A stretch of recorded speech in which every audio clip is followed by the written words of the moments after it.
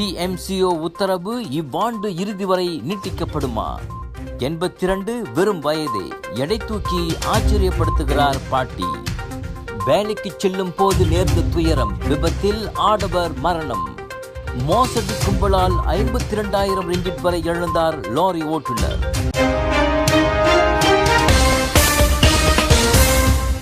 இவ்வாண்டு இறுதி வரையில் நிபந்தனையுடன் கூடிய நடமாட்ட கட்டுப்பாட்டு உத்தரவை நீட்டிப்பது தொடர்பில் நாட்டின் அண்மைய சுகாதார நிலையை அரசாங்கம் அவ்வப்போது கண்காணிக்கும்.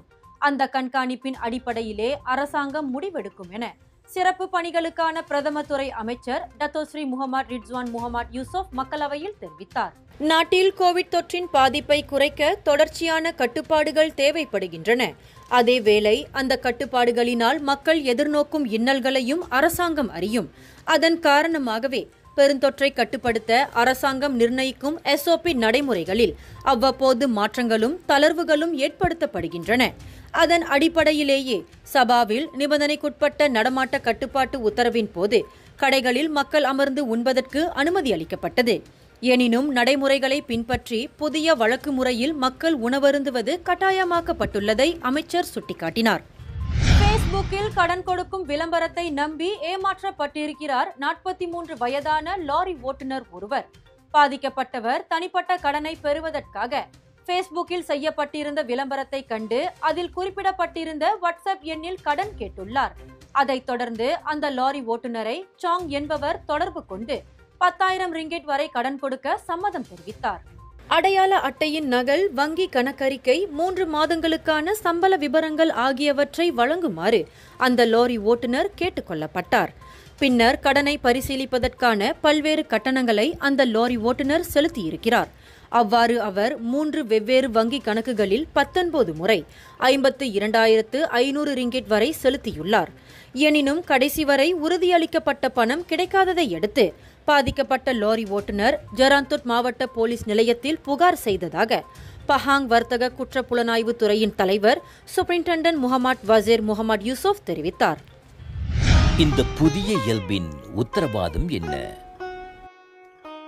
நாம் நம்பிக்கையை பெறுவது எப்படி?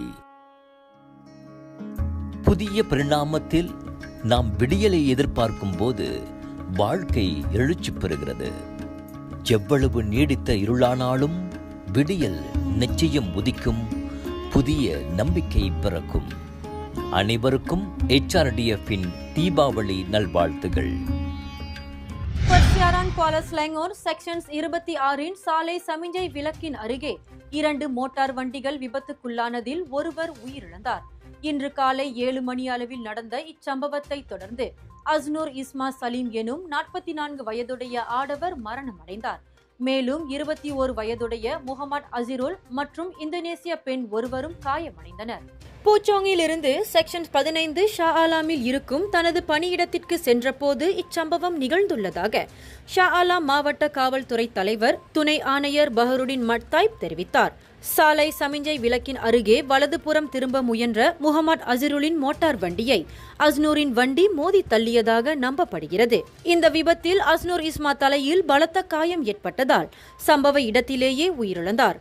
மேலும் பலத்த காயத்துக்கு உள்ளாகிய இருவர் சிகிச்சைக்காக தங்கு அம்புவான் ரஹிமா மருத்துவமனைக்கு கொண்டு செல்லப்பட்டதாக பஹருடின் கூறினார். வயது முதுமையை எட்டும் போது உடல் தானாகவே வலுவிழக்கும். நாள்தோறும் வழக்கமாக செய்து வந்த வேலைகள் கடினமாகும். இந்த நிலையில் எடை தூக்கி உடற்பயிற்சி செய்து பலருக்கு உத்வேகம் அளித்து வருகிறார் 82 வயதாகும் இந்தியா சென்னையை சேர்ந்த பாட்டி ஒருவர். தனது பாட்டி சேலையில் வீட்டிலிருந்தவாறே ஜிம்மில் உள்ள உடற்பயிற்சி சாதனங்களை தூக்கி பயிற்சி செய்வதை ஷிராக் சோர்டியா என்பவர் தனது இன்ஸ்டாகிராம் சமூக வலைதளத்தில் பதிவேற்றம் செய்திருந்தார். அந்த காணொளி வைரலாகி தற்போது பலரும் உடற்பயிற்சி செய்வதற்கு அந்த பாட்டி உத்வேகத்தை ஏற்படுத்தியிருக்கின்றார்.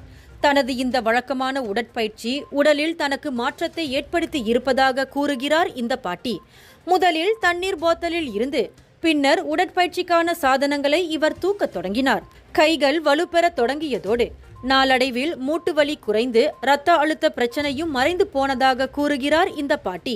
எண்ணங்கள் இளமையாக இருக்கும்போது முதுமை தன்னை தழுவிக்கொள்ளவில்லை என்கிறார் இவர். மேலும் பல அண்மைய செய்திகளுக்கு வணக்கம் மலேசியாவோடு இணைந்திருங்கள். எங்கும் எப்போதும் வணக்கம் மலேசியா. நான் செல்வகுமாரி செல்வராஜு. இந்த புதிய இயல்பின் உத்தரவாதம் என்ன? நாம் நம்பிக்கையை பெறுவது எப்படி?